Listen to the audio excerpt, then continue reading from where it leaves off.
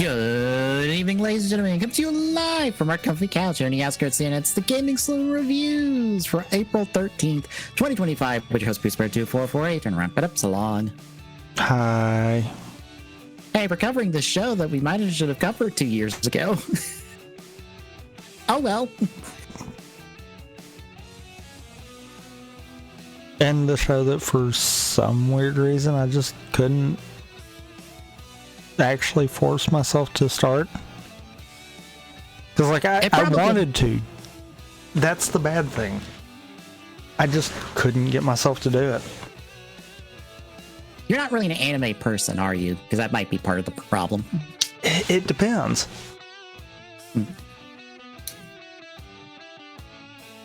And I mean, this really doesn't have all of the typical anime trope kind of deal. It's also not 1,000 episodes long like One Piece. Dragon Ball. Bleach. Naruto twice over, I think, at this point. Because I don't even know how long the Boruto show is currently, but I'm like, it's gonna be up there, I'm sure. Granted, as far as I know, when it comes to current anime, you get about 12 episodes, and then if you are really good, you get to come back for 12 more episodes in about 2 years, or maybe you get a movie in between now and then. Otherwise, you just don't get to come back ever. You get your 12 episodes and you're done.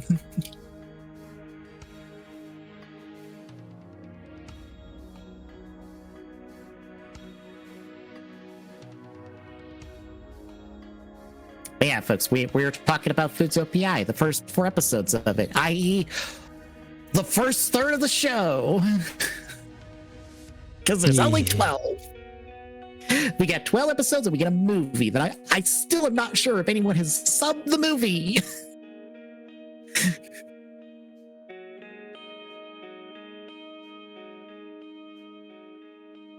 This is where I check that rhetoric.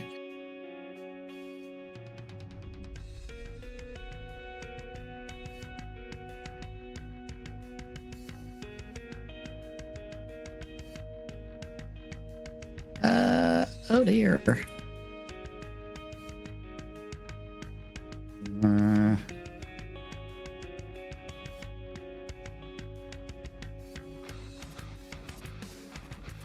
What do you mean no one subbed this movie? This movie's been out for over a month. Uh-oh.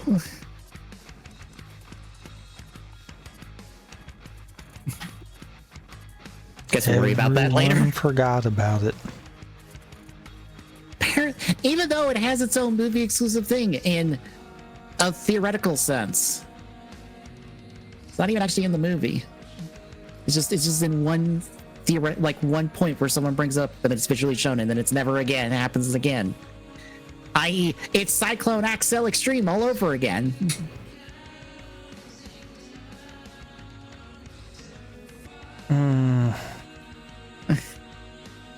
But at least with that one, we had somewhat of a base. Well, for this one, it's Cyclone Skull. Double, basically. Huh. It's basically just this is Narumi and Philip instead of Shotaro and Philip. And that, it's like one conversation, I believe, with Philip and Narumi, and then that's it.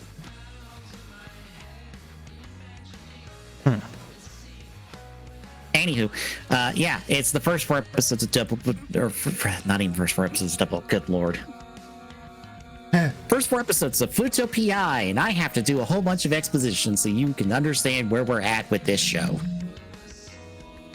So, if anyone heard the pre-show, I do feel like if you're coming in off of finishing Double, you're probably fine. Yes. If you're coming in without watching Double first, you might want to go at least get a good overview of Double, because there's not enough references to be like, yes, you must watch everything, but you kind of need to know the basic gist of it. this show tries its damnedest to at least get you read up on Double as much as it can. Yeah.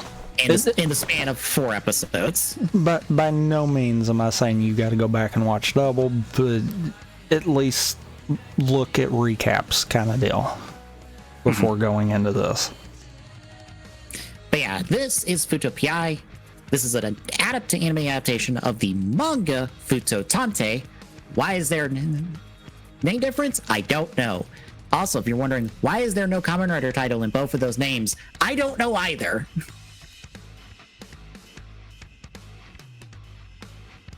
But the writer for the manga...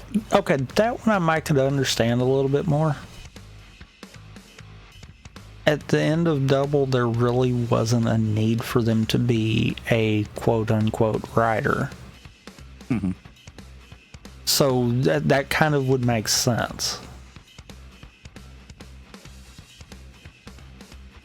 I just love that none of the branding for this manga, I swear, this manga, this anime, or this fucking stage show, I swear, is just like, hey, by the way, there's this entire ass Tokyo show that takes place before any of this. Hey, you like this? Maybe go watch this show. It's one of those times where I'm like, where's the branding? Where's the branding? It's honestly one of the few times that I think Toei has actually allowed something to not have a 5 mile long title for something writer adjacent. And I'm just sitting here going, you could have added 2 words and a letter, and it would have solved a lot of problems for folks coming into this blind. But no. No, can't have that. Anyway. Yes, Rika Sajo writes the manga. It is at about 155 chapters and has been going on for a while. But in terms of the show, in terms of adaptation, our writers are Tatsuko Higuchi, who's done 1 through 6 plus the Skull movie. Atsuhiro Tomioka did 7 through 9, and then Toshizo Nimoto did 10 through 12. Now, I'm going to ask, because you have watched all of this,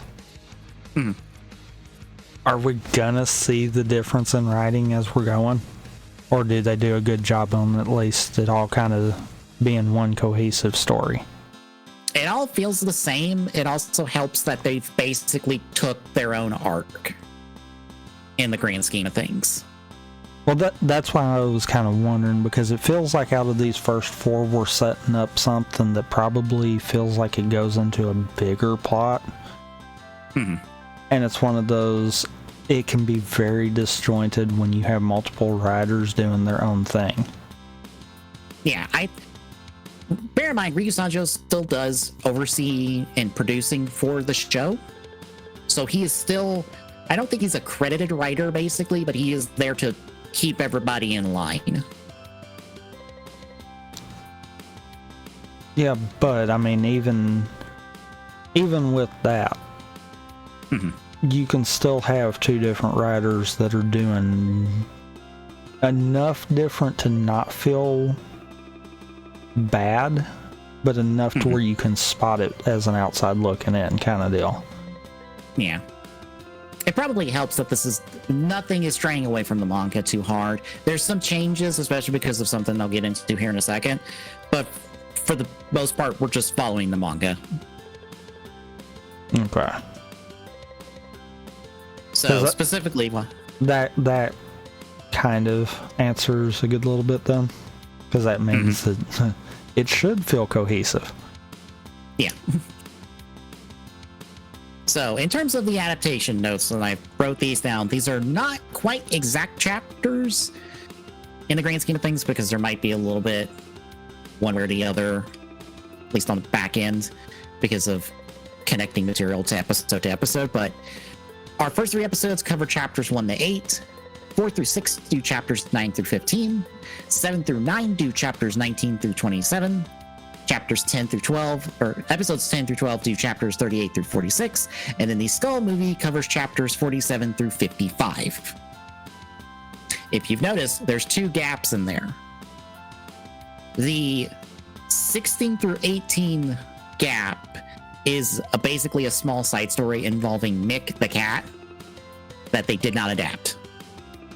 It's like a smaller case that's only like 3 chapters that kind of like books in a volume, or ends a volume. The larger gap that is 28 through 37 is an entire case that we have skipped over, I assume, for time, so that they could end on the 38 through 46 that is chapters 10, that is episodes 10 to 12. So there is a chunk in here that is missing that maybe when Fuuto PI gets a second season, if it will, maybe they'll start with that and then hop past the Skull movie stuff into the next stuff.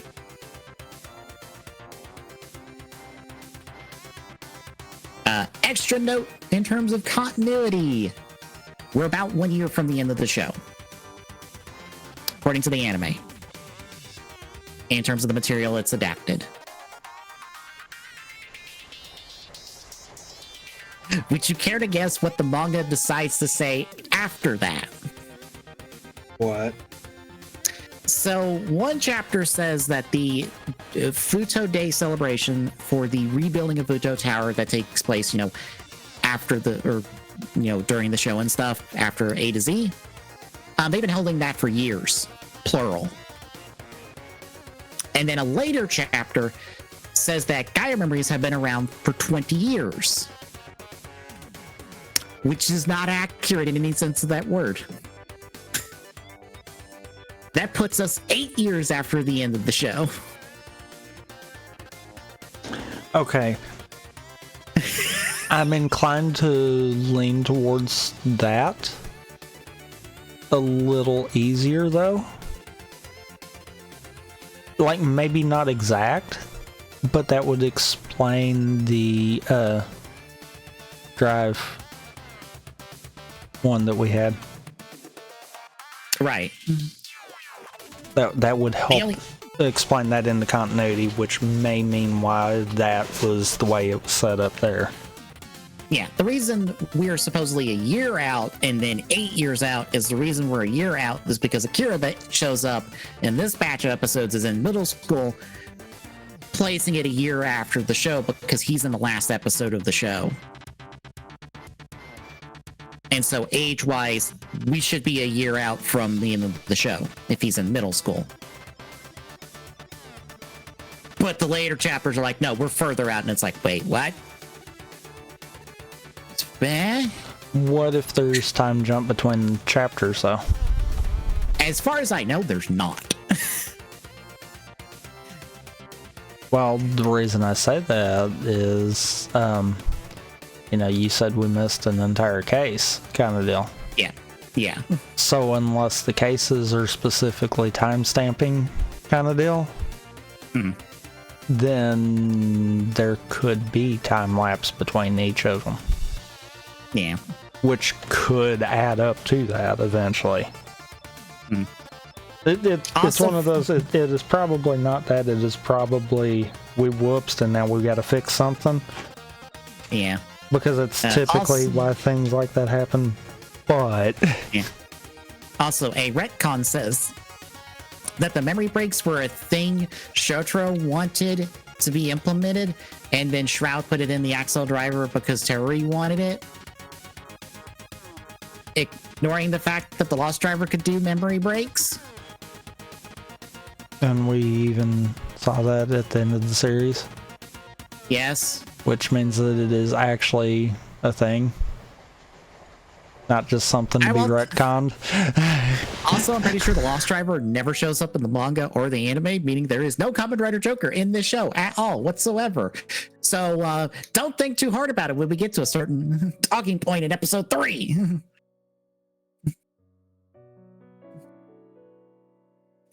Yeah, I totally thought that we were going to actually get something like that, but Well, I was just going to say this. Kamen Rider Joker with the Lost Driver does not show up in this fucking manga and or anime as far as I am aware. But in theory, it could still exist because of the fact of we saw that be a thing in A to Z and it didn't appear in series until the end. Yeah, it's an A to Z. It's in the end. Meaning Technically, that it's in one of the obviously superhero Tyson films Shotaro after the probably, fact. meaning that Shotaro probably has the Lost Driver locked in a box somewhere in the office and just doesn't use it unless he absolutely has to. Yeah, which is something he probably should have done in these 3 episodes, but nope, didn't want to. No, it's still locked in the box. He didn't grab it. Yeah. Yep. Also, I find that retcon hilarious when it just could have been simply stated that, like, Shotaro named the finishers. Because that's a stated thing in the show. Yeah. But no, can't have that. And actually, that would have made it even more sense. Mm-hmm. Because when he used the Lost Driver at the end of the series, he had a different name for the Joker finisher. Mm-hmm.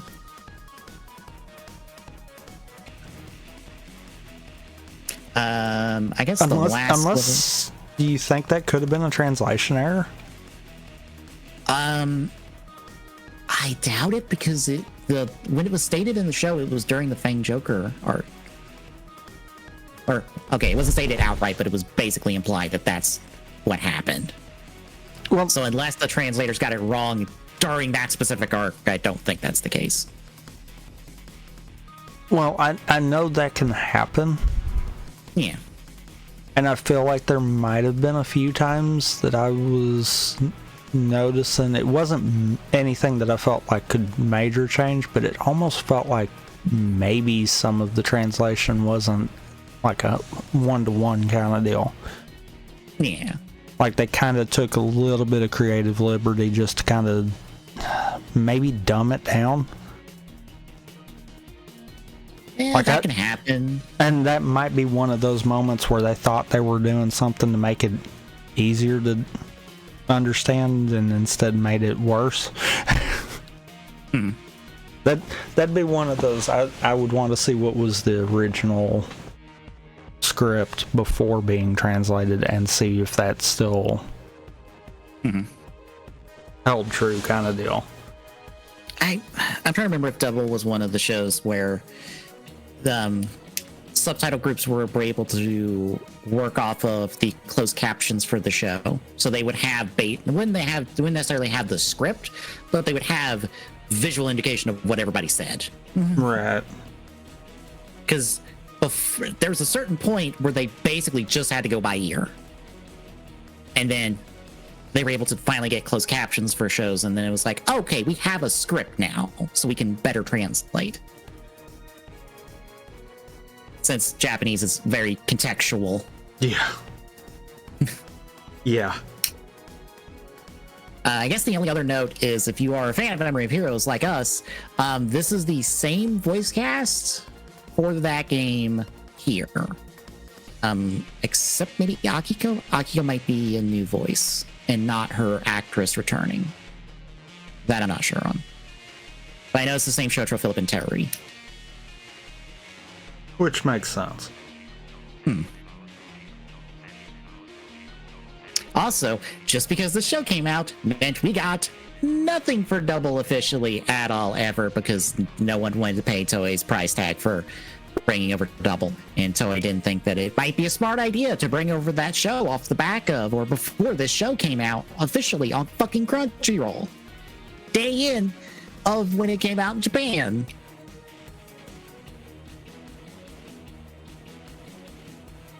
Have we mentioned it before that bringing Ryder over the stateside feels like it's pulling fucking teeth at times? Even though they had the perfect opportunity to test the waters. Yeah. It's like, oh shit, people like this anime, maybe. I don't know. It seems like people liked it, but didn't like it enough because there's still no physical release of this series, and it's kind of like dropped off the radar for most people until the Skull movie came out, and then it's kind of dropped off again. So maybe the show just didn't do well. I think it might not have done well in terms of animes is the problem. Yeah. But it probably would have done well in terms of writer related stuff, which goes back to the whole naming thing. Yeah. This is one of the few times that Toei should have embraced the give it a 5 mile long name, just to say that yes, this is a writer thing. And just so people know, giving an anime a 5 mile long name is a fucking normalcy. One of the shows I like and watch, I call Bofuri, and that's the short version of the name. Outside of the major one, yeah, a lot of the anime titles are stupid long. For no reason other than to be stupid long. For reference, the full name for Bofuri is I don't want to get hurt, so I'll max out my defense. That's the full ass name of this goddamn show.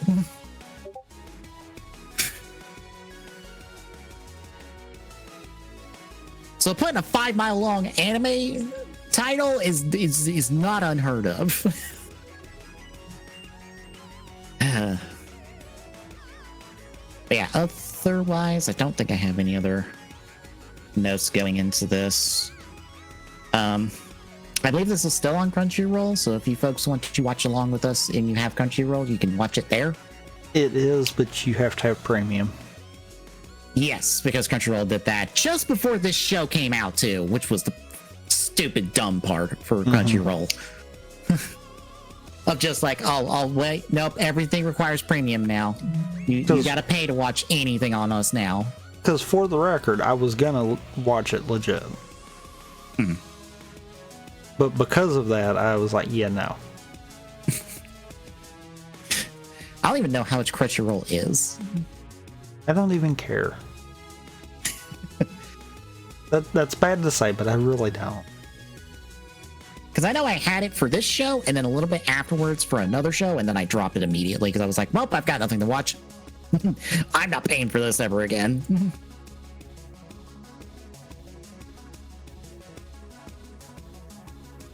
$8 a month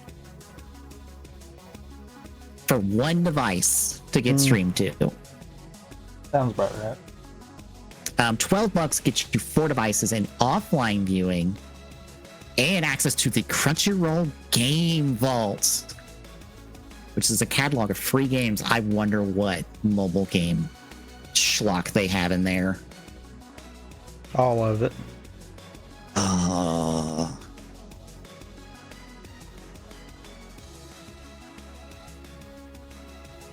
Oh, I'm just scrolling through, and there's some schlocky stuff here. I can see.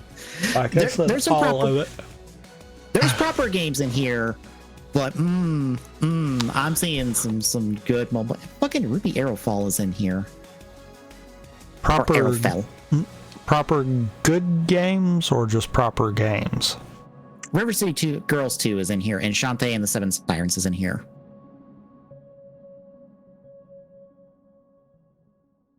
So there's actual video games in here. Proper games that have been free for people on other platforms multiple times. Crypto the Necrodancer. I still stand by that. River City Girls 1. Hey, that's on free on Epic right now. Street Fighter Duel. Isn't that the fucking mobile game? Probably. I'm willing to bet. Yeah, it is. Okay. Yep. One click later. Yep. Yeah,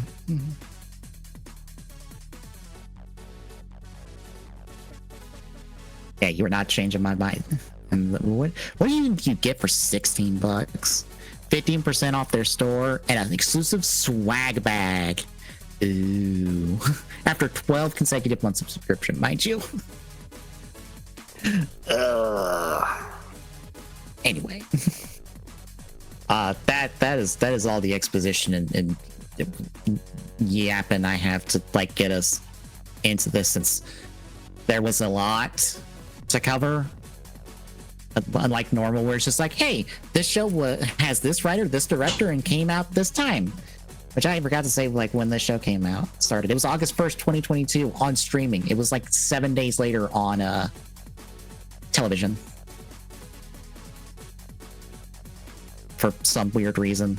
Yeah, that is odd. Usually it's the other way. Yeah. I guess, shall we talk about the show itself now? Yep.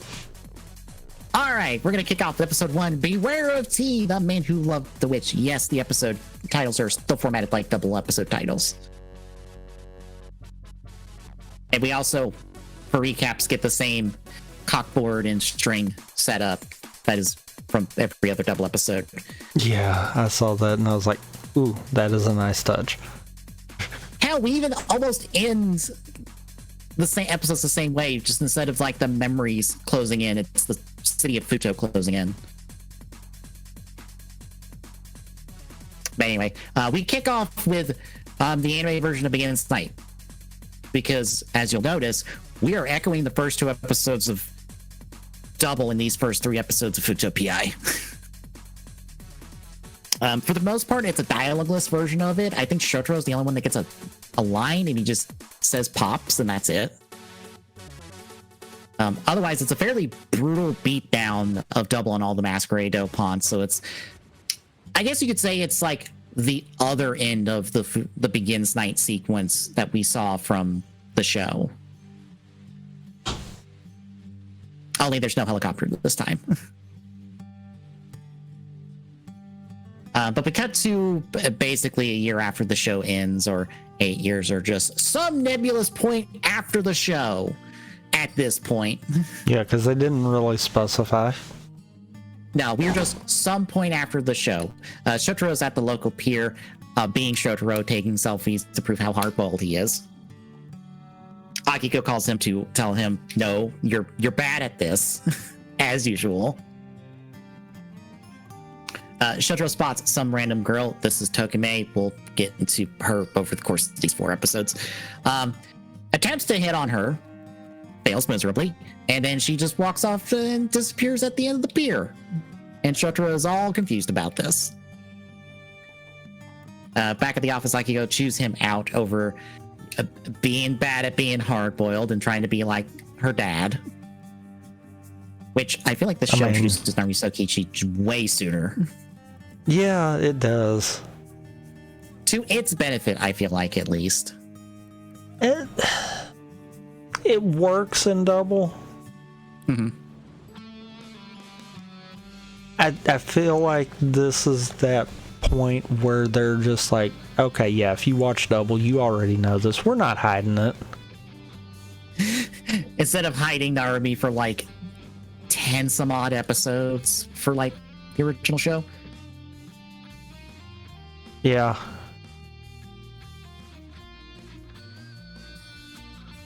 But we follow the new client for the agency up into the office, which is the first time it ever feels like I'm like, wait a minute, their office is on the 2nd floor of this billiards building? Yeah, I always thought it was at the back of it. Just on the ground floor. Granted, that building no longer exists in Japan. It got demolished and replaced with some perfume store. Which makes me sad, because that was before this show debuted, and I see it here and I'm like, oh, this is the only way this building will ever exist anymore. But yeah, we find out that he is looking for the Witch of the Tea section, which is the same girl that Shotaro ran into that stole his bag full of money that he came to Fuuto with to help support his family back home with their farm that's in trouble. Yes, his bag full of money, as we will find out. Mm-hmm. He's also been enamored with the witch, and so Shotaro's like, I'll help you on this case. And he decides to do it solo because he declines Philip, who's sleeping in the back, and is like, this sounds interesting. And Shotaro's like, nah, I got this one. I don't need you yet.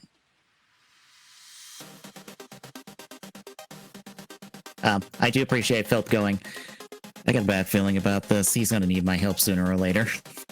Yeah. I appreciate Philip with how much he's just like, I know this is going to go to shit in like 0.5 seconds, so I should be ready for when it does. We follow Shotaro around the city. We get a couple cameos from some of the informants from the show and stuff. They don't have voice lines, except for, I think, Watchman's the only one with a voice line. Everyone else just kind of like is there. But Watchman gets him to the intersection, and again, meeting the girl. Shotaro gives chase to her on his bike, especially because she decides to start going wind walking. He eventually corners her in an alley, but chasing her leads him into a shadow Fuuto, as the show will call it, because it's basically some alternate dimension that is some dark hellscape version of Fuuto. Not really hellscape, more like apocalypse version of Fuuto. But Shotaro tries to chase her some more and gets dumped inside of a building owned by a guy named Tachikawa, who's a construction guy. He eventually gets let go by this guy because he's after the witch too.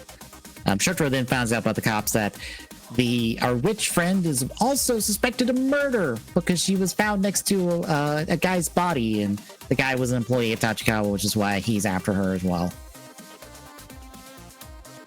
But a little bit more searching around, Shotaro ends up finding out that Tokime's been taking baths in the local fountain since she's basically homeless. They try to talk things out with her, but it devolves into a chase once more. But they do spot her having a dopant memory on her. But they don't see what it is, which once more I feel like is echoing the first 2 episodes with the whole misdirect of who's the dopant, or in this case, who specifically is behind the case. Yep. But the two of them end up Shadow Fuuto once more when they chase after Tokime. They then get pursued by her dopant, who is the road dopant that we'll find out later. And Shotaro nearly gets killed getting the two of them out. And then Philip makes the save with the extreme memory because he knew Shotaro would fuck up somehow. Which takes us to episode 2, Beware of T. The culprit is right there. I love the two of them just walk up on the dopant to start the episode, ready to fight, and dopant's like, nope, I ain't fucking with them. I know who you are. Nope. Except for we find out later that actually he doesn't. Yeah. Which makes it even funnier. But yeah, that's one of those I was like, at first I was like, they're really gonna go ham this early with it, and then the fake out at the beginning of the second episode, I'm like, yeah, no, this is on point. I'm sorry, if you wanted to see a rider transform, you have to wait till the end of the second episode, and if you want to see them fight, you have to wait 3 episodes to see them fight. Because fight scenes are budget heavy. But yeah, that was one of those, I was like, they're not really gonna do it this early, are they? Yeah, no, they're not. Okay, cool. No, we have to leave Extreme for like way later in this show. Oh, I wasn't even expecting Extreme. Because I'm sorry, that was one of those, I was like, okay, Extreme's probably late. Because there's post-series, I don't feel like there'd be any reason they would need to break that out. But it's someone's real tough to break. We're gonna have to like go Extreme and really go ham on them. Yeah. Otherwise, it's like, nah, the other forms have it. It helps that Double is fairly like versatile within its core 6 memories. That they can handle a lot of situations without needing to upgrade. Yeah. And I mean, really, upgrade-wise, Extreme's really the only upgrade, because Fang Joker is situational. Yeah, they have to start with Philip to get to Fang Joker, instead of starting with Shotaro, so they can't hot swap into it. So, I mean, really, that one's just kind of... It is an upgrade, but it's not really a useful upgrade. But yeah, the dopant runs off, and we then get the opening, which is just kind of this weird instrumental piece, kind of. Like, it has the feel of what I would expect from a double anime opening, but it doesn't work. It does not work at all for me. No. Like, I appreciate the visuals and having, like, everybody color-coded. So, like, Shotaro has his 3 memories colors, Philip has his 3 memories, Terry just explicitly shows his 3 forms, one of which is Sir not appearing in this series, but nobody really cares about Booster anyway. I feel like people care more about that yellow Axel that he temporarily turns into when he's going into trial than they do Booster. I feel like you're right. I'm like, guys, there is a yellow Axel. It's Booster. Why do you care so much about this thing that is not even a real ass form? But out of the opening, Philip is all too happy to try to connect with Tokime, but she bolts through a wall because she doesn't feel like talking. Shotaro catches Philip up on things, and he's all excited about some alternate universe Fuuto and stuff because that's just how Philip is. Also, it feels weird for them to say that Philip has always had his hair be green, because I think it's green in the Begins Night flashback, and it's not just a choice post-series for him. Because clearly it's dyed.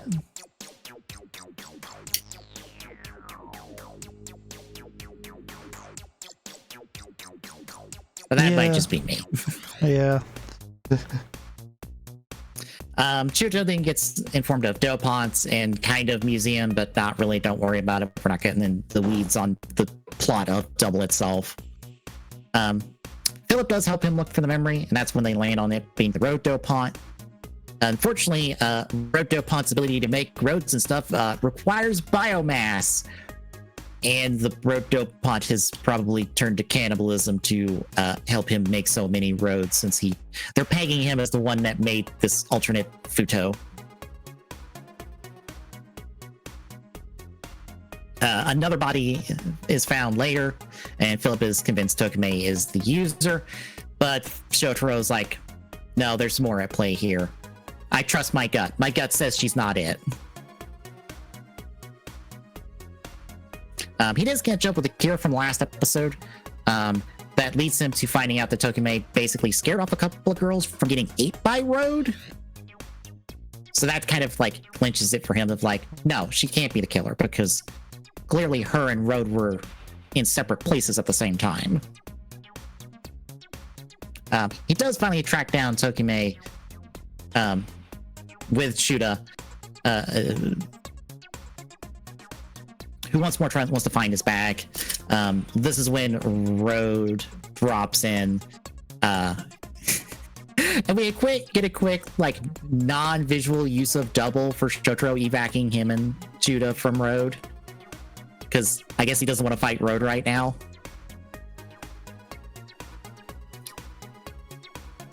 It also feels like the first time Shotaro's ever tried to hide that him and Philip are Double from a person in a case.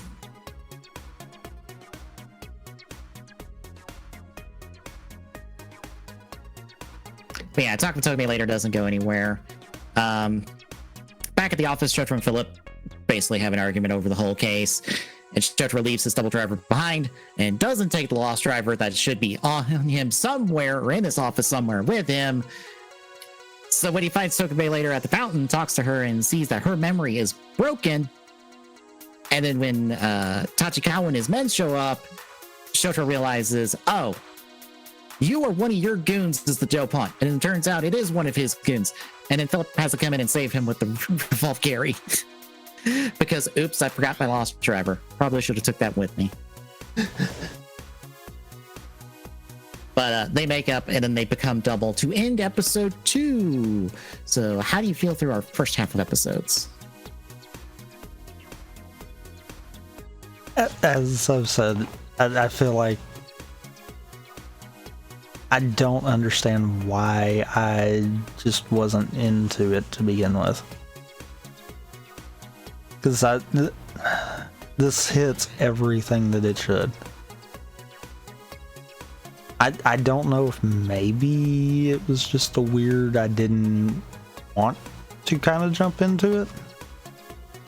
But yeah, it's one of those, if you like Double, this is definitely something to watch for sure. Mm-hmm. Yeah, I was just happy to have more Double when this started up, and I'm happy to have more Double now, especially since I'm not watching Gav. Yeah, Still have not either. watched any Gav. I have not either.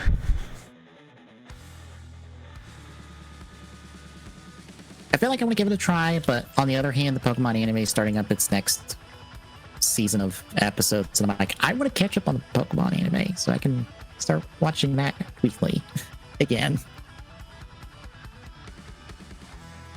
But anyway, anything else before we hit our back half? Huh? All right, we continue on to episode 3. Beware of T, the Mass Defender. At this point, Akiko's here to give Tokimei a crash course on what Double is and what they can do, because they're here to just school this Dopont. I don't believe for a second this Dopont has any sort of advantage on them at any point. He is only stalling for time. Yep. Because he's like, oh, I can't beat them one-on-one. I'm going to run to alternate Fuuto. Double immediately gives chase and basically has him on the ropes the entire chase. And just run him dry until they can hit him with a memory break. This is also when we get WGX, which is a revised version of WBX that was done for the anime. This should have been the opening start with. I don't know why the fuck it wasn't. This is just a better song. Yeah. And as soon as I heard it start up, I'm like, okay, where was this?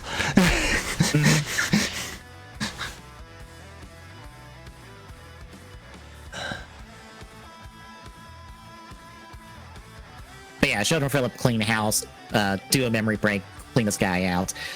But as they're wrapping up the case, they've got one last thing they have to take care of, and that's Chutsa. Because we find out that Chutsa actually visited Fuuto back basically during the show and got a hold of a memory from a dealer and then left to get money and then came back to get the memory. And the memory has been in his bag the whole time. Specifically, it was Toadstool. So he gets arrested. Once more, echoing the first episode with 2 Doponts. The second one is kind of surprise, and also the second one is Shotaro. Shotaro is a bit like upset about having to have arrested because they seem like a decent person. Also, much like the first episodes, he has a thing for Tokimei, like the first person from the first episode. Go figure. Anyway, Tokimei asked me to get arrested as well, since she did steal stuff, and all her airwalking and disappearing acts was just her using Shadow Fuuto to walk about. And her just plucking stuff out of air was a fishing hook and a wire. She does give Shotaro a kiss goodbye before she leaves. Later, after the duo are cleaning up another Dopont, basically that has nothing to do with anything, they just needed to be cleaning up a Dopont apparently. Tokimei shows up and is like, hi, I'm Shotaro's new assistant. And everyone knew that, except Shotaro, because no one felt like telling Shotaro that. Which is honestly accurate. Yep. Like, of course everyone would not tell him, by the way, you now have an assistant, go train them.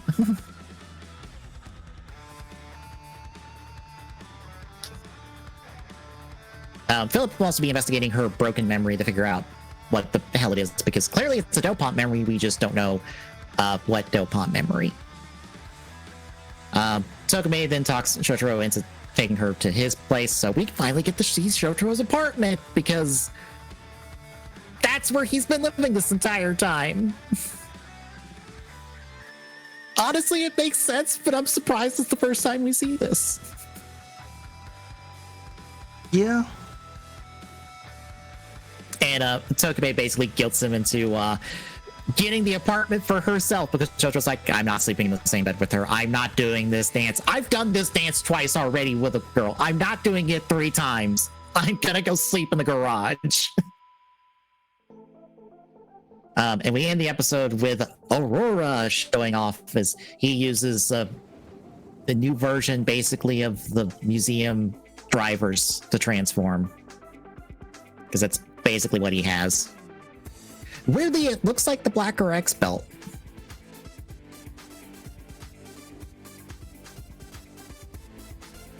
It's the same, like, square shape with a little light in the center. I mean, it wouldn't surprise me if that wasn't the inspiration. Yeah. So we end off our 4 episodes with episode 4, The Terrible M, Wings of Death. Tokimei shows up to the office this time. Philip's the only one there working on totally not her phone. That will be a pink version of the stag phone. I love that no one addresses that. And Tokimei doesn't even blink at the idea of, wait, why are you working on a pink phone?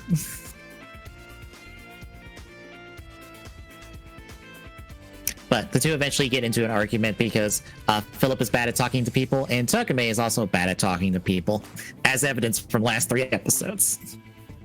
It's almost like they're the same person.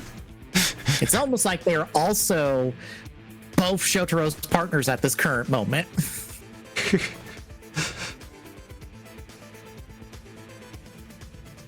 It's like a weird not love triangle, basically. It's a weird work triangle.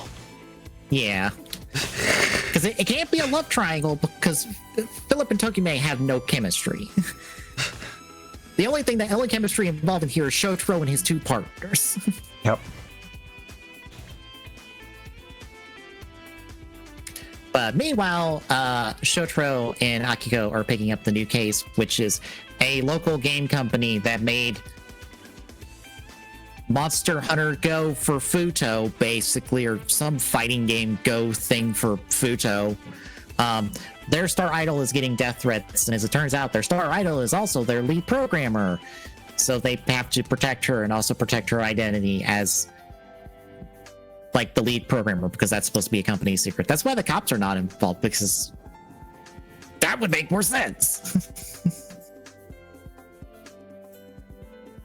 But Akiko falls up on leads while Shotaro heads back to the office to catch up Philip and finds the 2 of them arguing against each other. And then he proceeds the next 2 scenes trying to get them to cooperate, and neither one of them are budging. And both had the pretty much same complaints about the other one.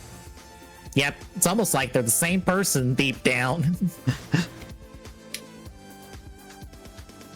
Later on at the anniversary event for the game, Shotaro, Akio, and Tokimei are backstage, or Shotaro and Akio are technically backstage. Tokimei's out in the crowd just on watch when the Dopant tries to attack the idol.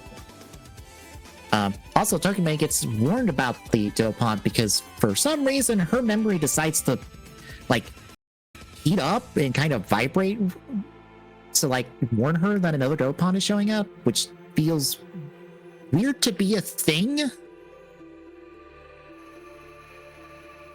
Like, for reference, I know what her Dopant memory is, and I don't think that would technically be a power of that Dopant memory. For reasons we'll get to. Don't worry, they say what it is in the anime.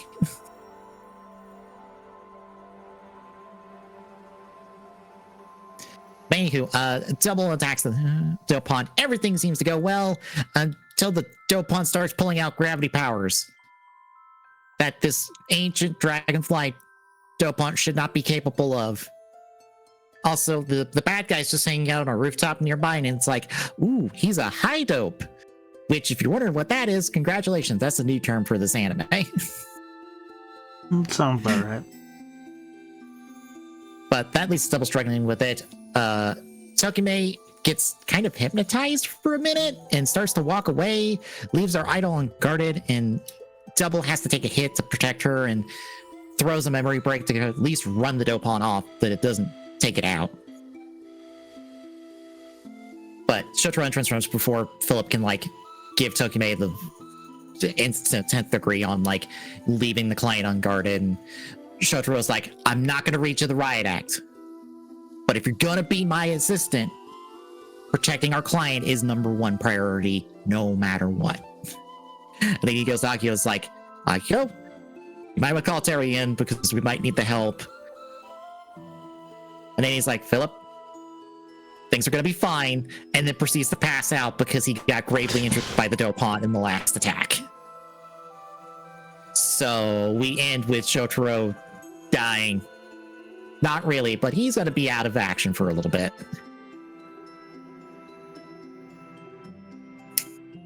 And that's our back end. How do you feel on the back end? I mean, for anyone that has main character gets gravely injured and or dies on their bingo card, you can check that one off. Yeah. Taking 2 swords to the back kind of does that. To be fair, I'm kind of glad that we got this out of the way now. Mm-hmm. Well, we've only got like 12 episodes. We gotta go. We can't fuck about in this show, unfortunately. It aggravates me though when that happens because it's like, okay, yes, I get what you're trying to do, but this always comes at the dumbest possible times. Hmm. At least it's coming about now while everything is fresh. Yeah. Like, this whole situation is fresh, and Philip is like, I'm not used to there being a third wheel, basically, to me in Shotaro. I don't know if I like him being, a third wheel, basically.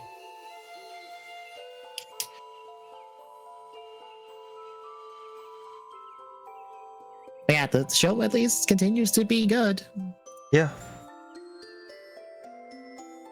I am curious, though. What do you think Tokume's Dopant memory is? I honestly don't know. Okay, because I'm pretty sure we find out next match.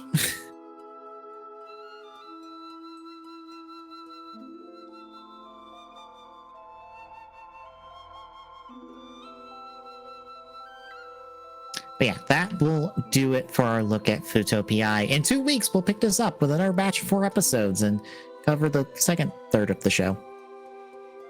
But between now and then, Thursday, I'm doing more CAD as we continue on the Fies Chemi. Friday, it is... I forget what's next on the list. Super Monkey Ball, I think. Yes, Super Monkey Ball. I've never played a Super Monkey Ball game. This will probably go disastrously. Nah, not at all. I mean, those games are some high execution in speedruns, and that scares me. In speedruns. Yeah. Unless you're gonna sit there and try to speedrun it, I think we're fine. Yeah. Saturday will be the thing.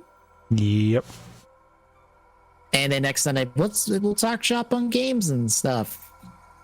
Hopefully good news. Maybe. Probably not.